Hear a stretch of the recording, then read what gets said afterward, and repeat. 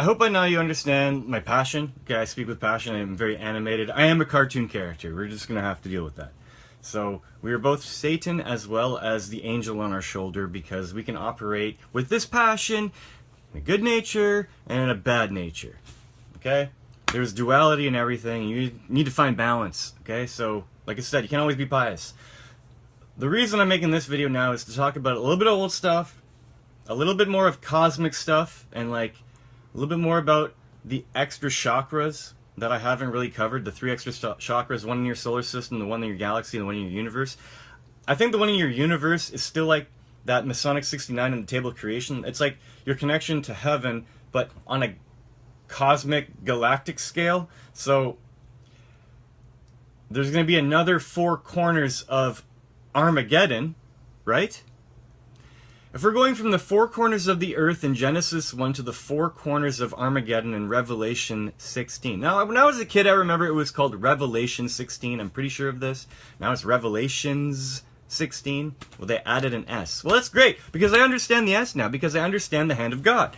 Okay, we've done videos on this. But now, since my 7-week-old nephew taught me something very valuable about got your nose, it's all making sense now. Okay, so remember I did this before? This is the hand of God, okay? This is a 0.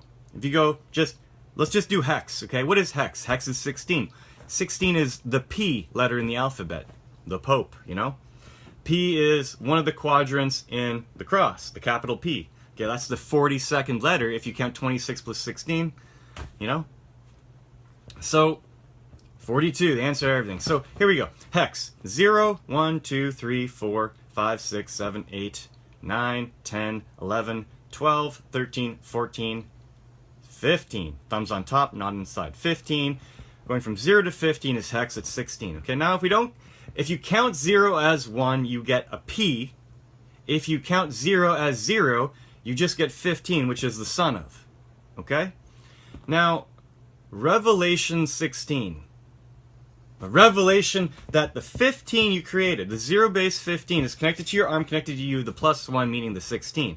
Now, what I also find interesting is the S, the serpent, you know, that tempted Eve in the Garden of Eden. Okay, well, that's on your hand too, because remember, you get your 0, you get another 0, you got another 0, you got another 0, you got 4 zeros. 4 plus 15 is 19, that's the letter S in our English alphabet, okay? So, when I'm thinking about the galactic, I don't know, universe out there, and all the different stars and all the different like realms that have to be there, because I believe that life exists outside of the realm of Earth. Okay? I have faith in that. Now, if the table of creation depicts the language of mathematics of our Genesis 1, it seems like it creates the English language, which is common tongue here in the realm of Earth. Now, why wouldn't English be common tongue in other places if they had the same Genesis 1 as we do? I don't think that I can say 100% or not. It's a 50-50, let's say, that either their Genesis 1 is the same as ours because we're all based on the same set of rules, or maybe that everywhere is totally completely different Genesis 1s. Like maybe there's some places where their Genesis 1 happens so that the depiction of man is, 3 arms or something. But I don't want to go into that right now. I want to talk about Revelation 16. Revelation 16 is understanding the hand of God and your connection to numbers, okay? And the little sneaky code that's in the Bible. So, Revelation 16, that's what it is. I think it's supposed to wake up and be like, wow, I went from Genesis 1 to Revelation 16. Like, if you read the first page and the last page of a book, you don't have to read the middle, you can pretty much get what the book's about. That's kind of like what I'm doing here. Revelation 16 is the chapter in the Bible where the vials are cast down upon the earth, and all this chaos ensues, and they still curse the name of God, and blah, blah, blah. All that nonsense. Now, what that possibly means, if the luminaries are crashing into the earth, maybe that means that a bunch of the different electromagnetic fields of the shell game. Okay, so if we're a shell, we live on the... Like, where's China? I'm in Ottawa, Canada. China, where is it? Point to it. China's that way in cellular Earth. Okay, well, I get it's flat, guys, okay? But in a cell, you have to visualize that the other end of the cell would be China, not the other end of the world, of the ball.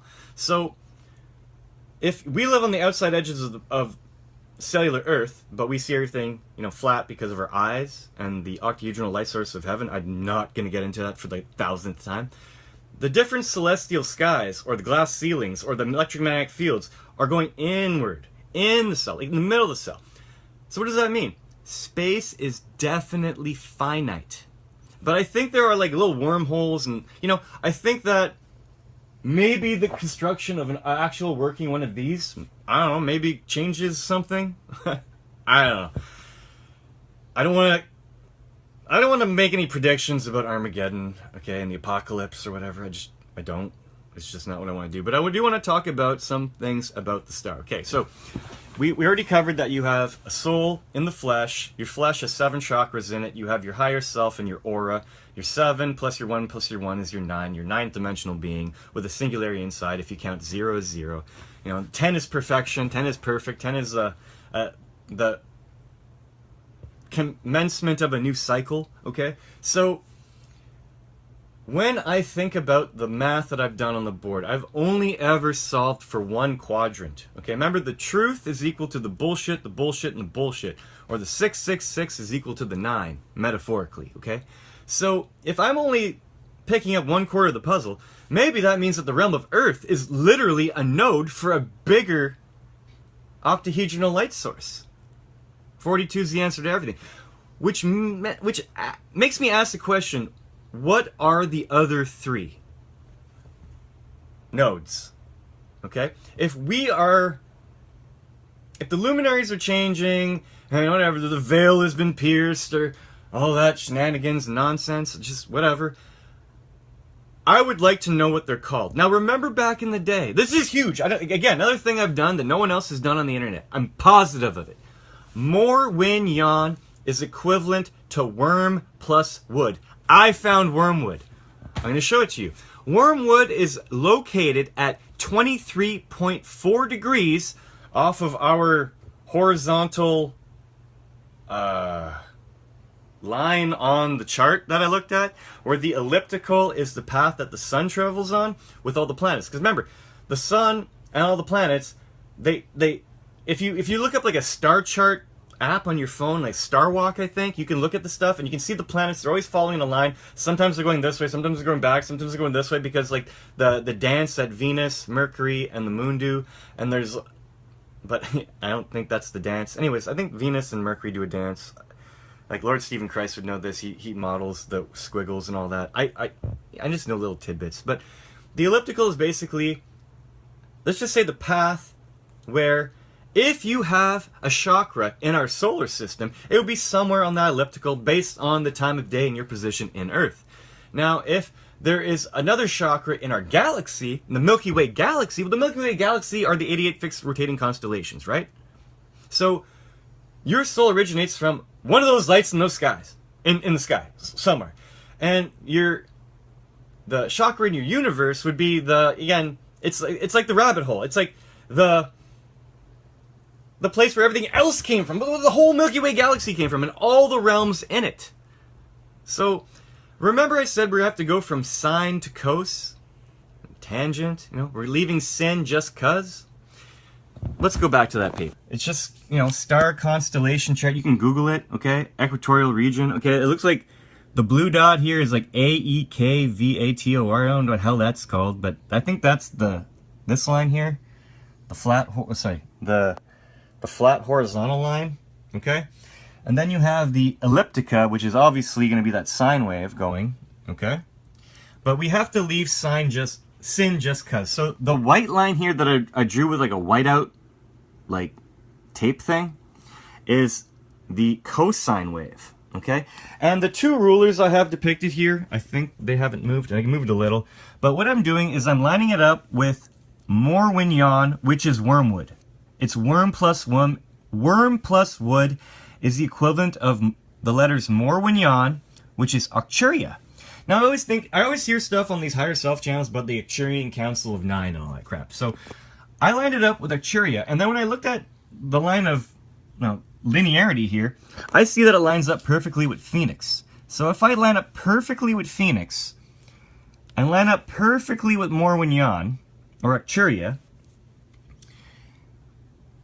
and I think my paper hasn't moved. When you actually measure, here, to 25, 24, 23.4 is about there. 23.4, when you settle it down, like, I don't know if you can see perfectly here. Like, there's a little bit of margin of error, but look at that. It's like at 23.4 degrees. Now, that's interesting, because the Earth has a tilt of 23.4 degrees. When you subtract 23.4 from 90 degrees, you get 66.6. Your 666 that everyone's obsessed about. Now on the other side over here, okay? Now remember, we're lining up something with the southern celestial sky and the northern celestial sky. So that's very interesting to me. Now over here, we have Orion. Okay, Orion is the hunter. Okay, and man's best friend is with Orion. It's called Canis Major. It's a dog star Sirius. Sirius B. Now, if you line up Sirius B, or Sirius, whatever, right here, with Orion's belt, it actually passes through the Pleiades. Now, I hear about the Pleiades all the time when I look at these like higher self videos and channels and stuff, but it also passes through the center dot of the W of Cassiopeia. I find that very interesting. So when you actually line it up and put your straight edge down, and you go through Sirius, sorry, give me a second here. Yeah, there you go. Okay, you're gonna go through Sirius. You're gonna go through Orion's belt. You're gonna go through. I think that right there is. Where is my finger? I think that right there are the not Arcturia. It's Andromedon, and then it goes through Cassiopeia. Okay, and just make sure of that. Oh, Pleiades. Sorry, Pleiades. So it's going through the Pleiades. It's going through Cassiopeia. It's going through Orion's belt and Sirius. Okay, okay. That's where it's going, okay? And if you measure this with a protractor from the line of linearity, okay? Like, you can do this. You can go print this out and do everything I just did. What you get is 45 degrees. Like, perfectly. Okay, 40... Well, if I had it set to 45 degrees. 45 degrees, okay? And you can set it down here and check it out. It's pretty much 45 degrees. So what's in between? Okay, look at this. This is nuts. Okay, look. That is perpendicular to the sine wave, okay? It is going perpendicular perfectly at Orion's belt, which is very interesting. But it's going parallel perfectly with the cosine wave here. And where it's going through is like, yeah. That. Schoolum. There's my black line. It's going, anyways, whatever. So it's going perpendicular and parallel, which I find very interesting, okay? But what I also find... I moved everything, whatever. I moved it a lot.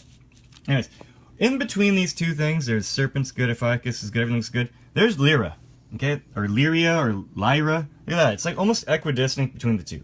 So, I hear a lot about... Okay? I hear a lot about Arcturia. Morwinyon is wormwood, okay? I hear a lot about lyra. I hear a lot about the Pleiades. I hear a lot about Orion's belt, and I hear a lot about Sirius B. Man's best friend with the hunter. So, maybe the other three like, you know, your soul originates from somewhere in this giant thing. You know, like, there's Draco, you know, Game of Thrones fans. In the north. My god. The north. Anyways, so...